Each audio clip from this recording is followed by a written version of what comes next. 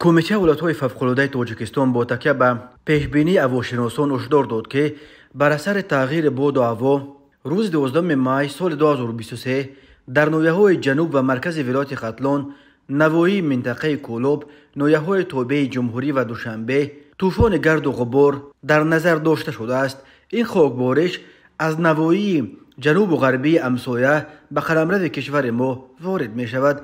در همین ارتباط کمیته ولایت‌های فوق‌العاده خواست که در این روز خاکبارش به کسانی که از بیماری‌های دل و رگ رنج می‌کشند و یا گرفتار کسل‌های قند می‌باشند دقت دهند. طوفان گرد و غبار یا خاکبارش این چند اصطلاح همین یک مفهوم را افاده می‌کنند. به ولایت‌های گفته می‌شود که باد شدید میلیون‌ها تن گرد و خاک را به یک مسافه دور انتقال می‌دهد. این حادثه معمولاً در فصل گرم سال بیشتر اتفاق می‌افتد.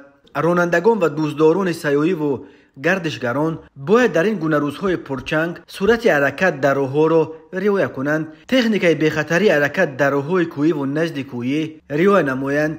رعایت فاصله بین ماشین‌ها خیلی مهم است، چون که احتمال ریزش سنگ از کوه‌ها نیز زیاد است. بیشتر آب تازه نوشید. تا حد امکان تریزه‌های خانه‌تان را پوشید. همیشه و پیوسته هوای داخل خانه را پاک و تازه نگاه دارید. دختران در این گونه روزها پوشیدن هر گونه عینک‌های ارتباطی را اجازت نمیدهند. معیار داروهای استعمالی را در این روزها کاهش ندهید. همیشه با خود اینگالیاتور داشته باشید. اگر طلبات به اینگالیاتورها 8 یا 6 مرتبه در یک روز زیاد شود، حتما به دکتر مراجعت نمایید.